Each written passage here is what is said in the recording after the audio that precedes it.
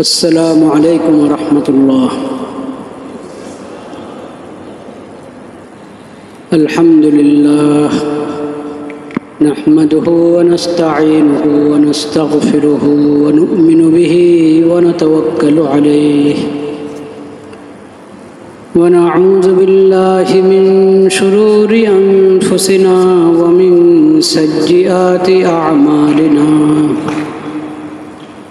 من يهده الله فلا مضل له ومن يضلل فلا هادي له.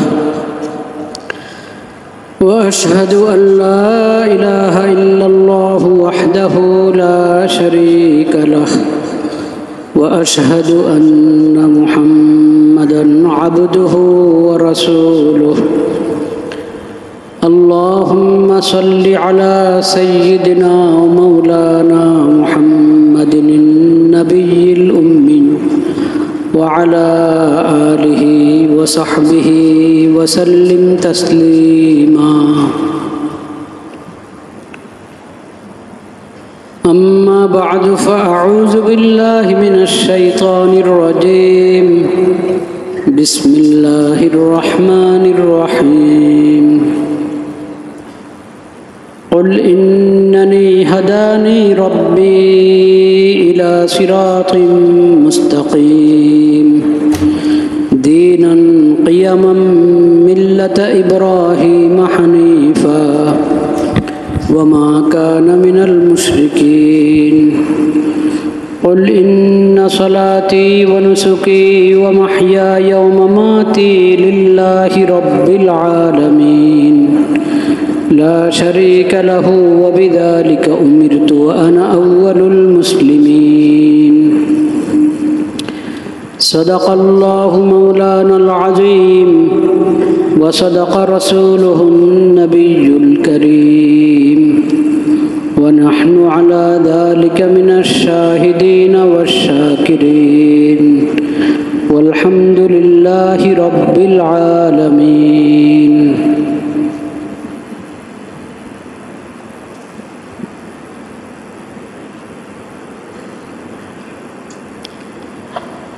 আল্লাহ রব্বুল আলামিন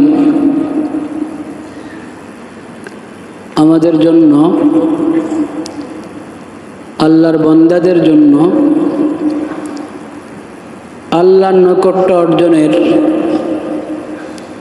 অনেক রাস্তা খুলে দিয়েছে। প্রতিটা নেক আমল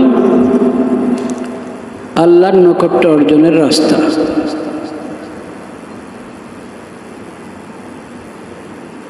সমস্ত অপরাধ,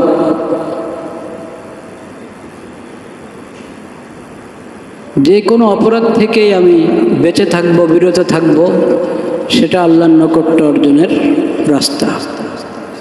প্রতিটা নেক আমল আল্লাহর নৈকট্য অর্জনের রাস্তা এবং সমস্ত গুনাহ ত্যাগ করা। প্রতিটি গুনাহ যেটা থেকে আমি বেঁচে থাকতে পারলাম, বাঁচার চেষ্টা করলাম, সেটাই আল্লাহর নৈকট্য অর্জনের সূত্র।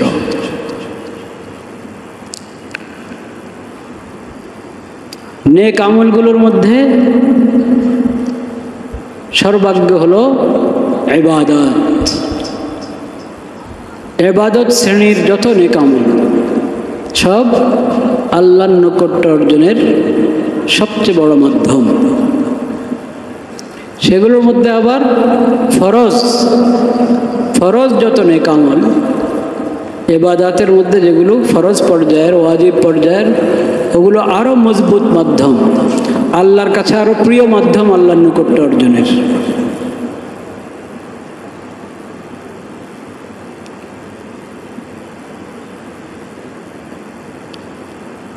সেই এবাদত শ্রেণীর যেসব নেক আমল, ওগুলোর গুরুত্বপূর্ণ এবং ঈমানের, ইসলামের স্তম্ভ হিসাবে পরিগণিত হলো হজের আমল। হজের সাথে যুক্ত হলো কোরবানির আমল। হাজি সাহেবদের কোরবানি তো মিনা মক্কাতে হয়, কিন্তু আল্লাহ রাব্বুল আলামিন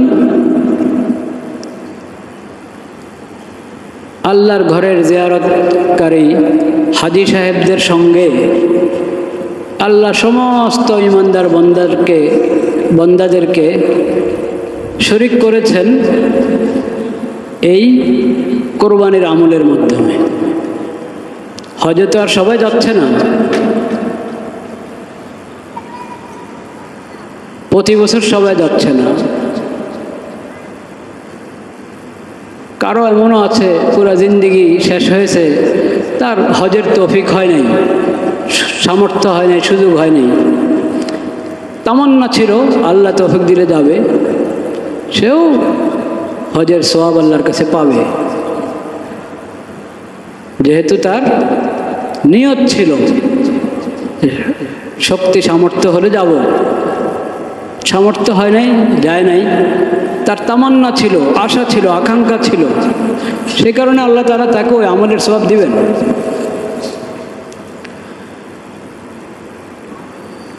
যাই হোক, তো যাদের হজের তৌফিক হয়েছে তারা তো প্রতি বছর যাচ্ছেন না। সামনে যাদের তৌফিক হবে তারাও প্রতি বছর যাচ্ছেন না। কিন্তু কোরবানির আমলটা এমন যে এর মাধ্যমে প্রত্যেক ইবাদতের মধ্যে, আমলের মধ্যে তো অনেক তাৎপর্য থাকে, অনেক হিকমত থাকে, আল্লাহ ভালো জানেন। একটা তাৎপর্য, একটা হিকমা কোরবানির আমলের মধ্যে এটাও হতে পারে যে আল্লাহ রাব্বুল আলামিনের মাধ্যমে আল্লাহ সব ইমানদার বান্দাদেরকে হাজী সাহেবদের সঙ্গে শরীক করে নিলেন। হাজী সাহেবরাও দরজুল হজে কোরবানি করছেন, আল্লাহর ইমানদার বান্দারা প্রত্যেকে যার যার জায়গায় তাদের নতুন চাঁদ হিসাবে তারাও দরজুল হজে কোরবানি করছে, 10, 11, 12।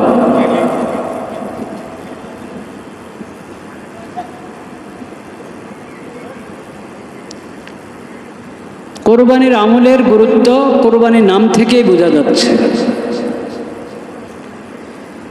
আমি বলেছিলাম হয়তো যে এটা আরবি কোরবান শব্দ থেকে কোরবানি আমরা বলি, কোরবান আরবিতে শব্দটা হলো কোরবান। ফার্সিতে, উর্দুতে, বাংলায় আমরা বলি কোরবানি। এরপরে আবার ফার্সি, উর্দু এবং বাংলায় কোরবানি শব্দের ভিন্ন আরেকটা অর্থ আছে, সেটা হলো ত্যাগ। ত্যাগ তিতিক্ষার অর্থ কোরবানি শব্দ ব্যবহার হয়। কিন্তু দরজুল হজের যে কোরবানির আমল আল্লাহর নৈকট্য অর্জনের জন্য, আল্লাহকে খুশি করার জন্য, আল্লাহর দেওয়া রিজিক, হালাল পশু নির্ধারিত, সব হালাল পশু না। হরিণ দিয়ে কোরবানি করলে কোরবানি হবে না।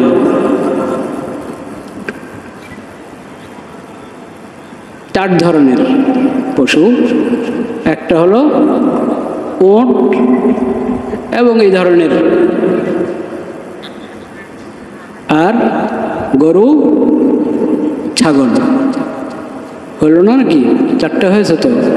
উট বা উটনি, গরু, গরুর সঙ্গে মহিষ, গরু মহিষ, আর দুম্বা, ছাগল, ভেড়া। এই ধরনের যেগুলো পালিত, মানুষ যেগুলো পালন করে, পোষে, এ ধরনের হালাল জানোয়ার।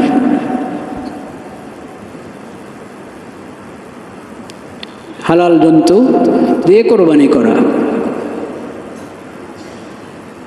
তো এটা আল্লাহর দেওয়া রিজিক। এই পশুগুলো আল্লাহর দেওয়া রিজিক থেকে আল্লাহর তৌফিকে আল্লাহর দরবারে আমরা জবাইয়ের মাধ্যমে পেশ করলাম। এই যে কোরবানির আমল, এটাকে যে কোরবানি বলা হয়, এই কোরবান শব্দের অর্থ হলো নৈকট্য অর্জন, নৈকট্য অর্জনের বিশেষ আমল। যে কোনো নেক আমলের দ্বারাই আল্লাহর নৈকট্য অর্জন করা যায়, কিন্তু জুলহজের 10, 11, 12 এই 3 তারিখে যার সামর্থ্য আছে সে পশু কোরবানির মাধ্যমে আল্লাহর নৈকট্য অর্জন করবে। এটা হলো আল্লাহর বিধান। ফসল্লি লিরব্বিকা ওয়ানহার, তোমার রবের জন্য সালাত আদায় করো, ওয়ানহার এবং কোরবানি করো। সালাত আদায়, এক তো 5 ওয়াক্ত ফরজ নামাজ আমরা আদায় করছি, কিন্তু ঈদের দিন, ঈদুল আজহার দিন বিশেষভাবে 2 রাকাত নামাজ আদায় করা হচ্ছে। ওই নামাজের পরে হলো কোরবানি করবে, নামাজের আগে না। নবী করিম সাল্লাল্লাহু আলাইহি সাল্লাম বলেছেন,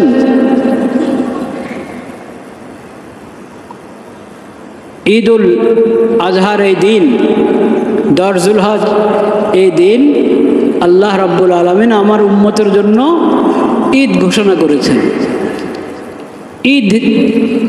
ঈদ বানিয়েছেন এই দিনকে আমার উম্মতের জন্য। এই দিনের আমল হলো প্রথমে নামাজ, তারপরে কোরবানি। যদি নামাজ হওয়ার আগে, ঈদের নামাজ হওয়ার আগেই যদি কেউ কোরবানির পশু জবাই করলো, নবী করিম সাল্লাল্লাহু আলাইহি সাল্লাম বলেছেন, ফাইন্নাহু লাহমু শাতিন কদ্দামাহু লিআহলি, এটা কোরবানি হবে না, এটা কোরবানি হবে না, এটা হবে গরুর একটা জন্তু, গোশতের একটা জন্তু, গোশত পাবে তুমি। গরু জবা করলা গরুর গোশত পাবে, ছাগল জবা করলা ছাগলের গোশত পাবে। গোশতের ব্যবস্থা হয়ে গেল, হালাল গোশতের ব্যবস্থা হয়ে গেল ঘরের জন্য, ঘরওয়ালাদের জন্য। কোরবানি হবে না, এটা কোরবানির নিয়ম আছে, কারণ কোরবানি ইবাদত। হালাল জন্তু জবাই করে, আল্লাহর নামে জবাই করে হালাল গোশত, আল্লাহর নেয়ামত ভক্ষণ করা, গ্রহণ করা, এটা তো সারা বছরে চলতে থাকে, সব সময় আছে এটা। ওটা তো আর কোরবানির ইবাদত না। কোরবানির ইবাদত হলো ঈদুল আজহার জুলহজ মাসের 10, 11, 12 এই 3 তারিখে। 10 জুলহজের শোবে সাদিক থেকে নিয়ে 12 জুলহজের সূর্য ডুবার আগ পর্যন্ত, মাগরিবের নামাজের সময় হওয়ার আগ পর্যন্ত, এই সময়ের ভিতরে কোরবানির আমল চলবে, দিন হোক রাত হোক। এবং সেটা হলো ঈদুল আজহার নামাজটা হয়ে যেতে হবে। ঈদুল আজহার নামাজ হয়ে যাওয়ার পর আপনার ঈদগাতে না হোক, আপনার ঈদগাতে না হলো কিন্তু অন্য ঈদগাতে নামাজ হয়েছে, ঈদের নামাজ হয়ে গেছে। সবচেয়ে ভালো তো হলো আপনি যে ঈদগাতে নামাজ পড়বেন, যেখানে নামাজ পড়বেন, আপনার নামাজ পড়ে গিয়ে আপনার কোরবানি করেন। কিন্তু আপনি হয়তো এমন ঈদগাতে পড়ছেন যেখানে একটু দেরিতে নামাজ হচ্ছে, এর আগে বিভিন্ন ঈদগাতে নামাজ হয়ে গেছে, ঈদের নামাজ হয়ে গেছে, তো আপনার অনুপস্থিতি আপনার ছেলে কোরবানি করে দিল, এটা হয়ে যাবে, অসুবিধা নেই। কিন্তু যেহেতু নামাজ হয়ে গেছে, ঈদের নামাজ হওয়ার পর কোরবানি হলে নবী করিম সাল্লাল্লাহু আলাইহি ওয়াসাল্লাম বলেছেন, ফাযালিকা নুসুকুন, এটা হলো কোরবানি। আর যদি আগেই কেউ জবা করে ফেললো, এত দেরি কে করে? নবী করিম সাল্লাল্লাহু আলাইহি ওয়াসাল্লাম বলেছেন, এটার দ্বারা নুসুক, কোরবানি আদায় হবে না। এটা হলো লাহমুন কদ্দামাহু লিআহলি, লাহমু শাতিন, এটা গোশত। গোশত খাওয়ার ফায়দা পাবে তুমি, কোরবানির সওয়াব পাবে না, এতে কোরবানির জিম্মাদারি আদায় হবে না। এটা এগুলো থেকে হলো আমরা আমাদের সবক গ্রহণ করতে হবে নিজের জিন্দেগির জন্য। যে কোনো কাজ নিজের মন মতে করলেই এটা ইবাদত হয় না। ইবাদত হবে আল্লাহ রাব্বুল আলামিন যেভাবে বিধান দিয়েছেন, নবী করিম সাল্লাল্লাহু আলাইহি সাল্লাম যে বিধান আমাদেরকে দেখিয়ে দিয়েছেন, শিখিয়ে দিয়েছেন, ওই তরিকা মতে, ওই বিধান মতে যদি হয় আমলটা, তাহলে ওটা ইবাদত, আল্লাহর কাছে কবুল হবে, নতুবা কবুল হবে না।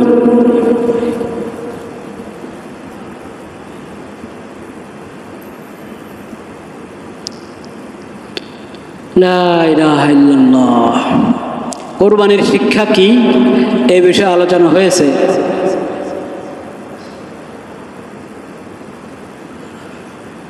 আজকে ওই বিষয়ে নবী করিম সাল্লাল্লাহু আলাইহি ওয়াসাল্লামের একটি হাদিস স্মরণ করিয়ে দিচ্ছি। কেমন অনুভূতি নিয়ে, কেমন উপলব্ধি নিয়ে কোরবানির আমলটা করতে হয়। নবী করিম সাল্লাল্লাহু আলাইহি ওয়াসাল্লাম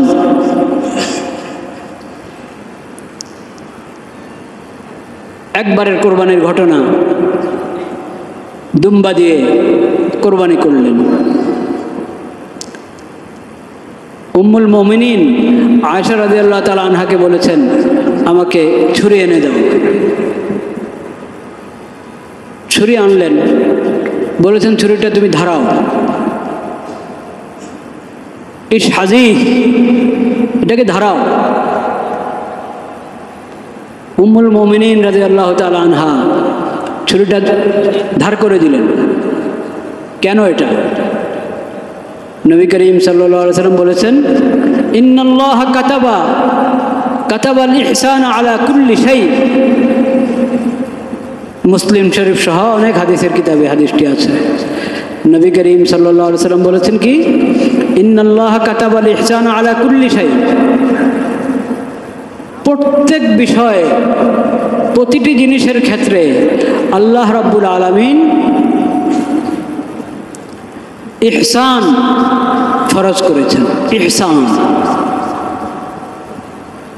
যেই কাজে তুমি করবে সুন্দর করে করবে, ভালোভাবে করবে, এবং কাজটা যার সাথে সম্পৃক্ত তার প্রতি দয়া এবং অনুগ্রহ এর দিকটা খেয়াল রাখবে। ইহসান, তোমার কাজের মধ্যে যদি দয়া মায়া আছে এটা বোঝা যায়, তোমার কাজ সম্পাদন থেকে যাতে বোঝা যায় তোমার মধ্যে দয়া মায়া আছে, কাজটা এমনভাবে সম্পাদন করবে যাতে এখানে যার সাথে কাজের সম্পর্ক সে দয়া এবং অনুগ্রহ অনুভব করতে পারে।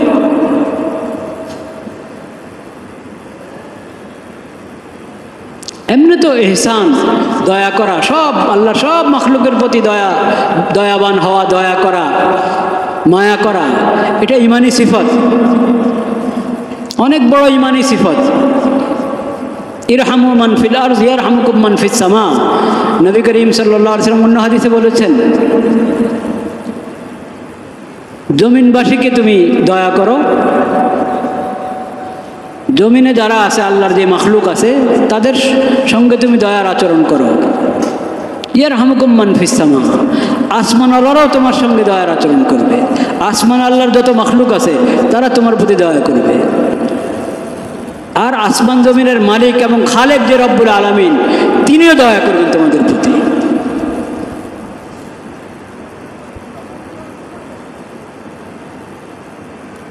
তো নবী করিম সাল্লাল্লাহু আলাইহি ওয়াসাল্লাম বলেছেন, কাতাবাল ইহসান আলা কুল্লি শাই। আল্লাহ ইহসান ধার্য করে দিয়েছেন, তাকিদ করেছেন ইহসান করতে প্রত্যেক বিষয়ে। ফাইদা যাবাহাতুম ফাআহসিনুজ যিবহা, যখন জবাই করবে, কোনো পশু জবাই করছো, একটা মোরগ জবাই করছেন, একটা ছাগল জবাই করছেন, গরু জবাই, যেই একটা পাখি জবাই করছেন, জবাই যখন করবে ফাআহসিনুজ যিবহা, সুন্দর করে জবাই করো, এমনভাবে জবাই করো যাতে ওই পাখির, ওই পশুর কি না হয়, বেশি কষ্ট না হয়। তো যদি ছুরিটা ধারানো না হয় তো অনেকক্ষণ পর্যন্ত হাত চালাতে থাকবে, কষ্ট হবে কি হবে না? কষ্ট হবে। এরকম করো না, ধার করে নাও, অল্পতেই জবাটা হয়ে যাবে, তাহলে কষ্ট কম পাবে।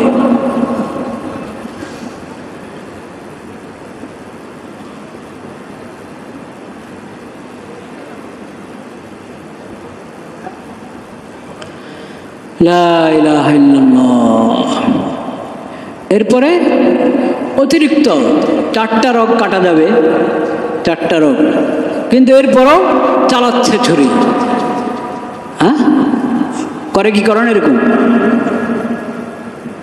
মানে জবাই হয়ে গেছে, তারপরও ছুরি চালাচ্ছে, আবার একবারই ছুরির আগা দিয়ে এই আঘাত করে। অন্যায়, অন্যায় এটা।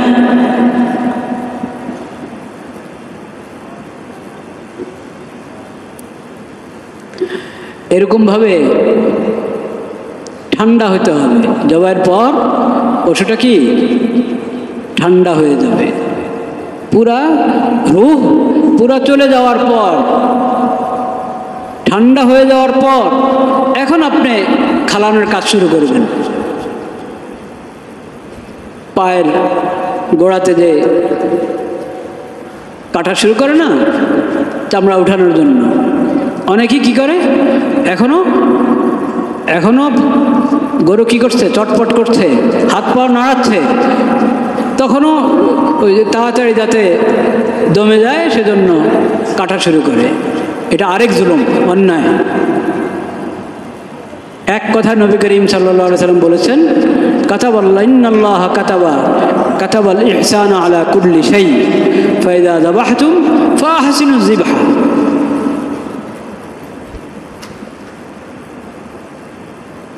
লা ইলাহা ইল্লাল্লাহ।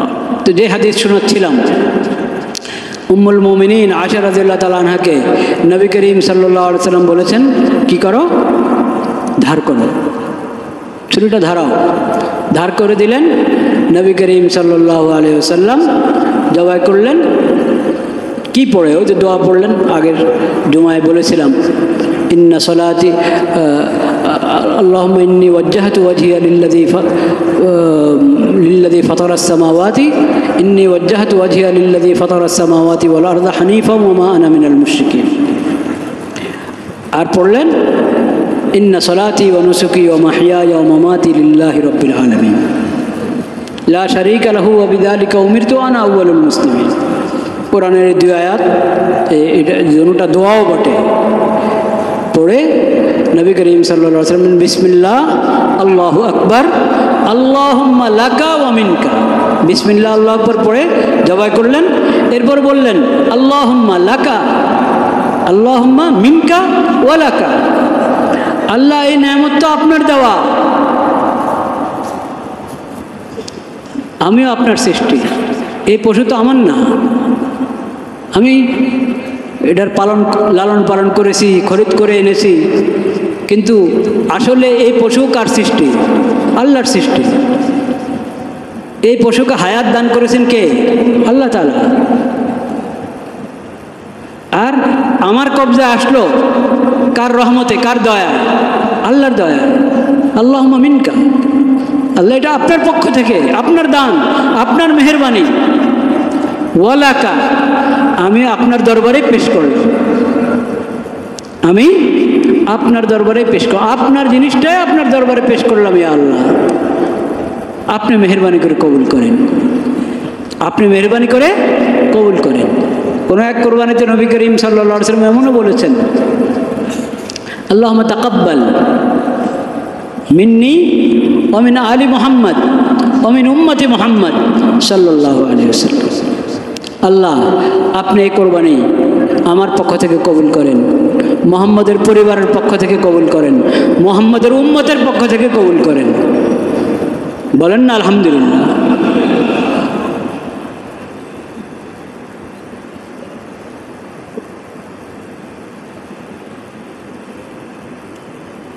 কোরবানি করছেন নবী করিম সাল্লাল্লাহু আলাইহি সাল্লাম, পুরো উম্মতকে শরীক করে নিলেন। এটা কি শুধু ওই সময়ের উম্মত না, কিয়ামত পর্যন্ত আগত সকল উম্মত? সকল উম্মতকে শরীক করে নিয়েছেন নবী করিম সাল্লাল্লাহু আলাইহি সাল্লাম তার কোরবানির মধ্যে।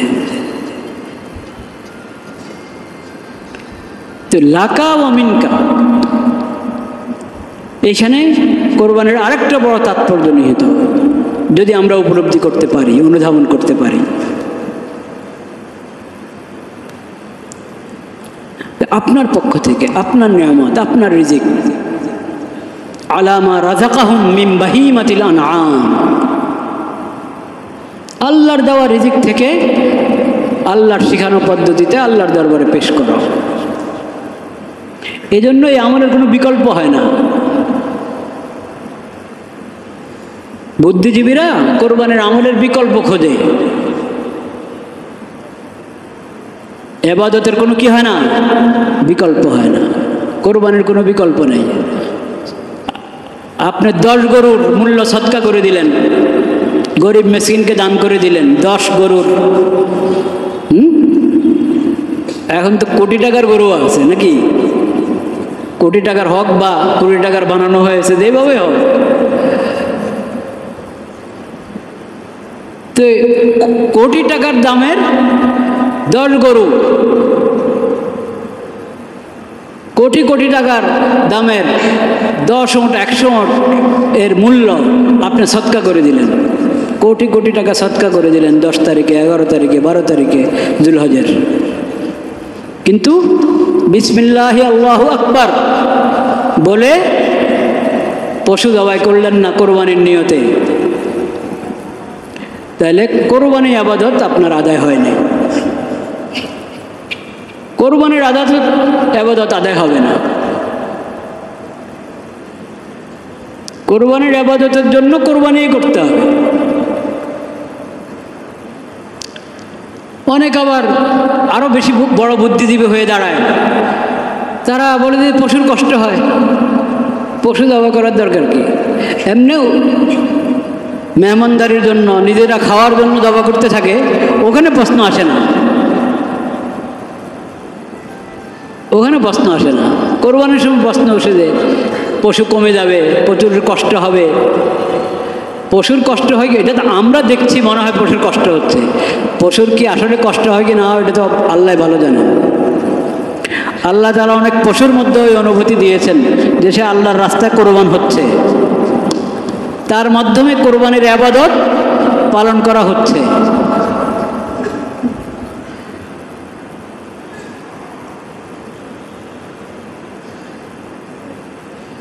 যে আল্লাহর রাস্তায় শহীদ হয়, যে আল্লাহর রাস্তায় শহীদ, আমার ধারণা কি সে কষ্ট পাচ্ছে না, মেরে ফেলছে। দেখেন না গাজাতে, গাজাতে কি নিধন বন্ধ হয়েছে না আরো বেড়ে চলেছে? সবাই খামোশ, সবাই খামোশ, তামাশা দেখছে মনে হচ্ছে, ভাবে মনে হয় যেন তামাশা দেখছে। মধ্যপ্রাচ্যের দেশগুলো আমেরিকার সাথে কত চুক্তি করলো, কিন্তু গাজার বিষয়ে কোনো কথা নেই।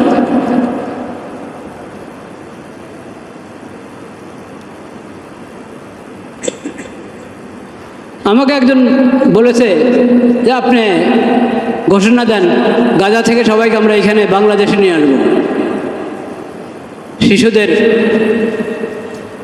কাফিল হয়ে যাবে, এতিমদের কাফিল হয়ে যাবে। অবশ্যই এই দেশের মানুষ প্রস্তুত আছে এটার জন্য, ঠিক না বেঠিক? প্রস্তুত আছে, কিন্তু তারা আসবে? কখনো আসবে না। তারা আল্লাহর দেওয়া ভূমি ত্যাগ করবে না। আল্লাহর জন্য তারা শহীদ হয়ে যেতে পারে, কিন্তু আল্লাহর দেওয়া এই পবিত্র ভূমি তারা কি করবে না, ত্যাগ করবে না।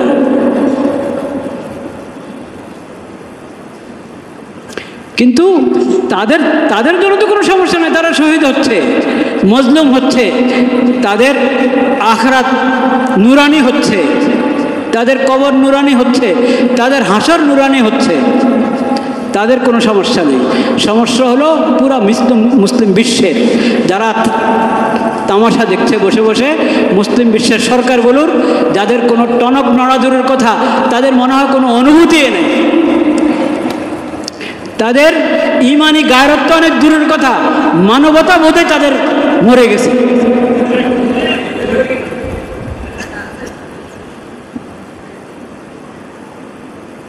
তো আমি বলছিলাম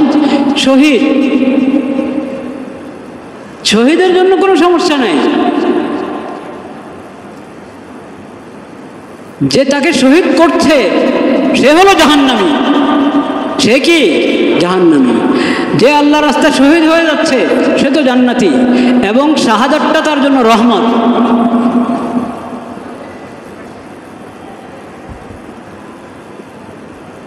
এমনি কাউকে হত্যা করলে সে হত্যা যে কষ্ট, শহীদকে আল্লাহ তাআলা ওই কষ্ট অনুভব করতে দেন না।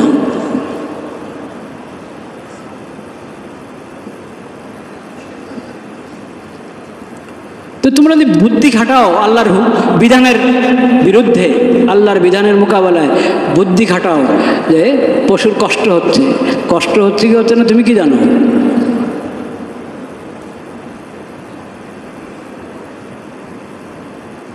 আর আল্লাহ পশুরও খালেক, কোরবানির যে পশু কোরবানিতে জবা হচ্ছে ওই পশুর খালেককে, মালিককে? আল্লাহ আমারও খালেক, আমারও কি মালিক। আল্লাহ আমাকে হুকুম করেছেন, আমি আল্লাহর হুকুম পালন করছি। এটা হলো মুমিনের দেখার বিষয়, এটা হলো মুমিনের দেখার বিষয়। ফালাম্মা আসলামা ওয়াতাল্লাহু লিল জাবিন। কোরআন কারিমে ইব্রাহিম আলাইহিস সালাম এর কোরবানির ঘটনা তো আছে। 23 নম্বর পারা সূরা সাফফাতে ইব্রাহিম আলাইহিস সালামের কোরবানির ঘটনা। আল্লাহ তাআলা ইব্রাহিম আলাইহিস সালাম আল্লাহর রাস্তায় যত ত্যাগ তিতিক্ষা, যত মুজাহাদা করলেন ইবাদতের লাইনে এবং দাওয়াতের লাইনে, ইবাদত এবং দাওয়াতের লাইনে, দ্বীনের তালিমের লাইনে,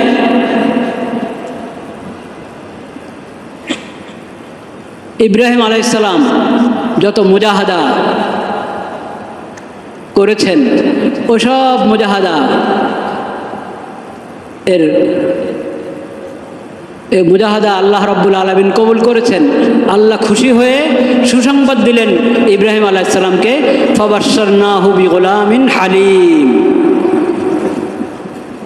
সন্তান হচ্ছিল না,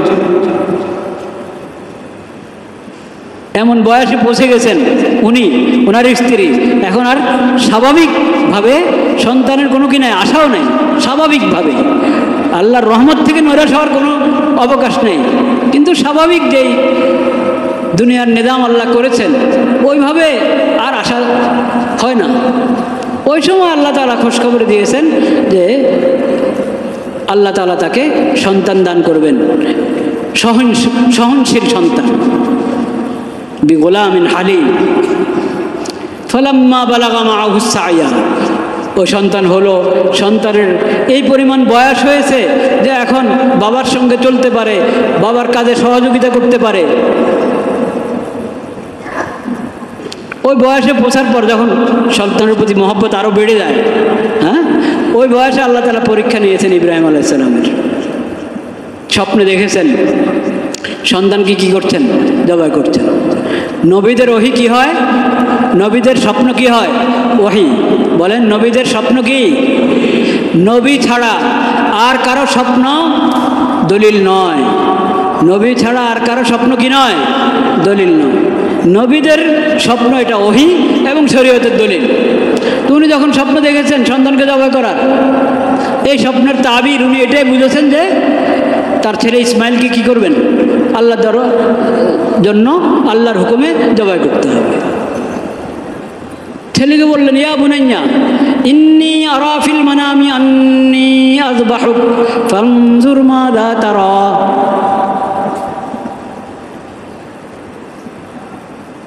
হে বৎস, আমি স্বপ্নে দেখেছি যে আমি তোমাকে জবাই করছি, এখন তুমি ভেবে দেখো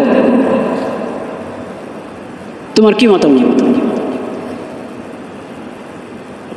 এর মানে না যে ইসমাইল অমত করলে উনি আর আমল করতেন না, তা না। এটা আমল করার সহজ পদ্ধতি। এটা যার সঙ্গে সম্পৃক্ত তাকে আগে থেকে বলে নিল, আর তারও একটা পরীক্ষা হয়ে গেল। কি বলেছেন ইসমাইল? ইয়া আবাতি ফাআল মা তুমার, ইয়া আবাতি ফাআল মা তুমার। বাবা, আপনি যা আপনাকে নির্দেশ করা হয়েছে তা আপনি করেন। সাতাজিদুনি ইনশাআল্লাহু মিনাস সাবিরিন। আমাকে আপনি সবরকারীদের একজন পাবেন, সবরকারী পাবেন, ধৈর্যশীল পাবেন আমাকে।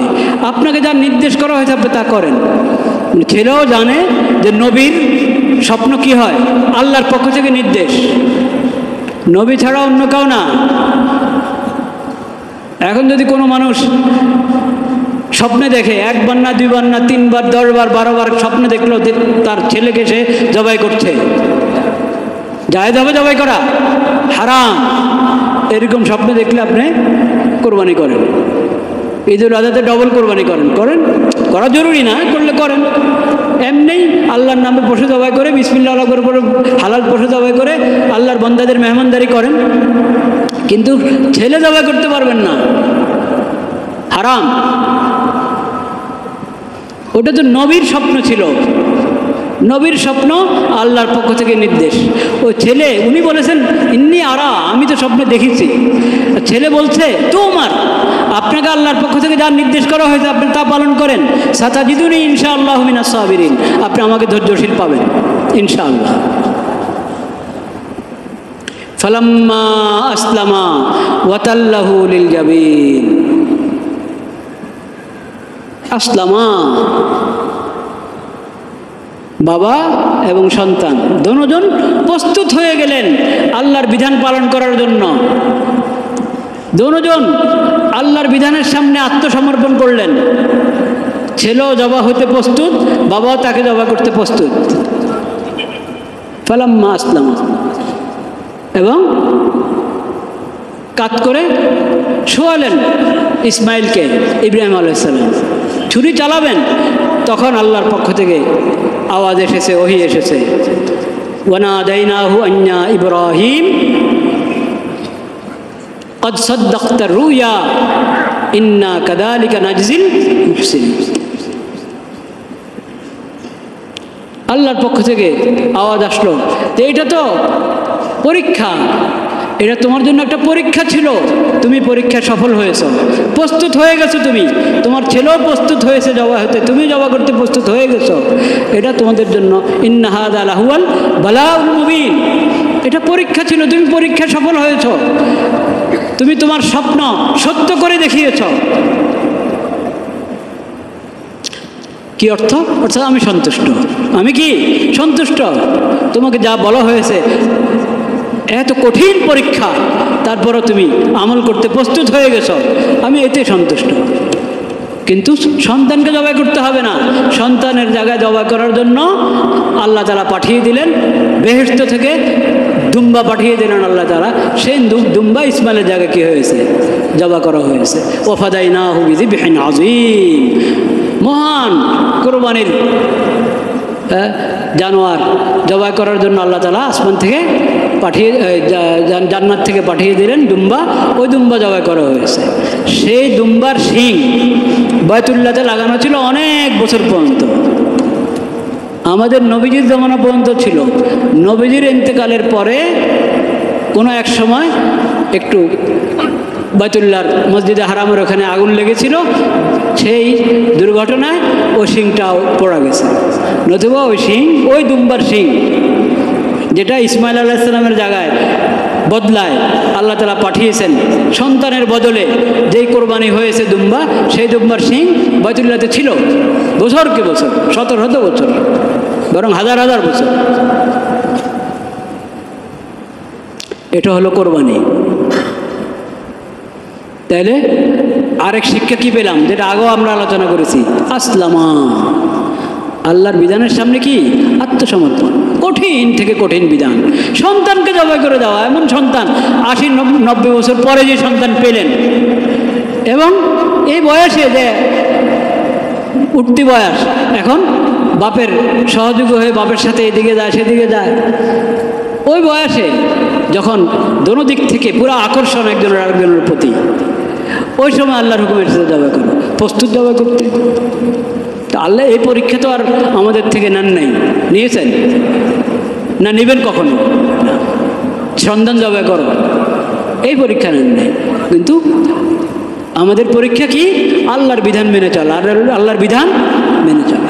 সন্তানের বিষয়ে আল্লাহর পরীক্ষা আছে, সন্তানের বিষয় আল্লাহর কি আছে? পরীক্ষা আছে। বলেন তো কি পরীক্ষা সন্তানের বিষয়? সন্তানের বিষয় আল্লাহর পরীক্ষা নাই? হ্যাঁ আছে। ইন্নি নাদারতু লির-রহমানি আলেম উম্মে, হ্যাঁ, নাদারতু লাকা মা ফি বাতনি মুহাররার। সন্তানের বিষয় পরীক্ষা হলো তুমি সন্তানকে আল্লাহর জন্য ওয়াকফ করে দাও।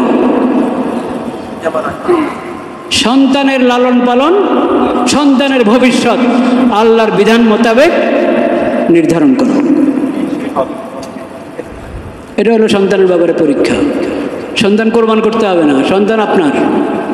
কিন্তু এই সন্তান যদি আপনার কবরে কাজে আসতে হয়, হাসরে এই সন্তান যদি আপনার কাজে আসতে হয়, জান্নাতে এই সন্তান যদি আপনার কাজে আসতে হয়, তাইলে নিয়ম কি? এই সন্তানকে আল্লাহর জন্য কি করে দিবেন? ওয়াকফ করে দিবেন। ওয়াকফ, আল্লাহর দ্বীনের জন্য ওয়াকফ করে দিবেন।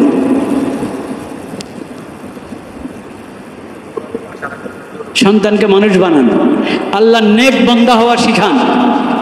আল্লাহর নেক বান্দা হওয়া শিখান সন্তানকে। সন্তানকে ইসলামী আদব শিখান। সন্তানকে আদর্শ মানুষ হওয়া শিখান। সন্তানকে আখিরি নবী হযরত মুহাম্মদ মুস্তাফা সাল্লাল্লাহু আলাইহি সাল্লামের আদর্শ উম্মত হওয়া শিখান। মাদ্রাসায় ভর্তি করে আলেম বানান বা না বানান, মৌলবী বানান আর না বানান সেটা আপনার ইচ্ছা, কিন্তু আল্লাহর বান্দা হিসেবে তাকে গড়ে তোলেন। আখিরি নবীর আদর্শ উম্মত হিসাবে তাকে গড়ে তোলেন। একজন আদর্শ ইনসান হিসেবে, আদর্শ মানুষ হিসেবে তাকে গড়ে তোলেন। এরকম করলে আপনি তাকে দ্বীনের জন্য ওয়াকফ করে দিলেন। কলেজ ভার্সিটিতে পড়াচ্ছেন আপনি তাকে, যদি তার ঈমান আমল ঠিক থাকে, ঈমান আমল কি থাকে? ঠিক থাকে,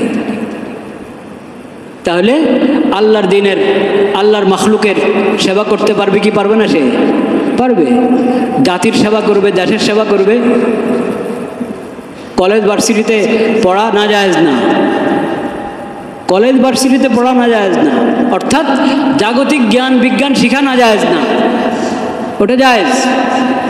কিন্তু জাগতিক জ্ঞান বিজ্ঞান শিখতে হবে এমনভাবে যাতে নিজের ঈমান নষ্ট না হয়, ঈমান নষ্ট না হয়। জাগতিক জ্ঞান বিজ্ঞান এমনভাবে শিখতে হবে যাতে নিজের সিরত নষ্ট না হবে, আখলাক নষ্ট না হবে, চরিত্র নষ্ট না হবে। ওইভাবে জাগতিক জ্ঞান বিজ্ঞান শিখতে হবে। জাগতিক জ্ঞান বিজ্ঞান শিক্ষা করা এটা দোষের কিছু না, এটাও একটা কাজ, এটাও একটা কাজ, এটার জরুরতও আছে।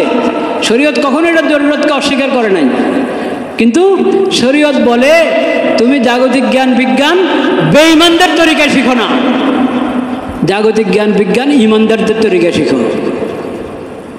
জাগতিক জ্ঞান বিজ্ঞানের মনীষী, মুসলমান মনীষী আগের যুগে ছিল কি ছিল না? ছিল। আরে আপনারা জেনে অবাক হবেন, বা অনেকে অবশ্যই জানেন, পশ্চিমাদের যত বিজ্ঞানের উন্নতি ও সব কিছুর গোড়াতে হলো মুসলিম মনীষীদের অবদান। বলেন সুবহানাল্লাহ। আল্লাহ যদি হায়াতে রাখেন, কোনো জুমাতে, এক জুমাতে না, এটা তো কয়েক জুমার আলোচনা, কয়েক জুমা, মাসকে মাস আলোচনা করতে হবে যে জাগতিক জ্ঞান বিজ্ঞানের মধ্যে মুসলিম মনীষীদের কি অবদান এবং পশ্চিমাদের বিজ্ঞান উন্নতির ক্ষেত্রে মুসলিম মনীষীদের কি অবদান।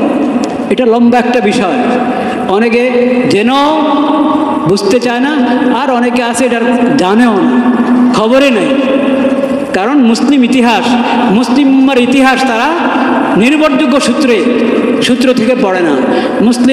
মুসলিম উম্মার ইতিহাস পড়ে মুসলিম উম্মার দুশমন যারা, তাদের লেখা ইতিহাস থেকে ইতিহাস পড়ে। ভাইয়েরা আমার, কোরবানের আরেকটা শিক্ষা বললাম, ফালাম্মা আসলামা ওয়াতাল্লাহু লিল জাবিন। আপনি নিজে এবং সন্তানকে আল্লাহর জন্য ওয়াকফ করে দেন, আল্লাহর জন্য ওয়াকফ করে দেন। কিভাবে ওয়াকফ করতে হবে সংক্ষেপে আজকে বলছি, বিস্তারিত আল্লাহ হায়াত রাখলে পরে বলবো ইনশাআল্লাহ। ওয়াকফ করতে হবে আমি আল্লাহর বিধান মতে চলবো, আমার সন্তানও আল্লাহর বিধান মতে কি চলবে। আল্লাহ তাআলা সেই তৌফিক আমাদেরকে দান করেন। ওয়া আখিরু দাওয়ানা আলহামদুলিল্লাহ।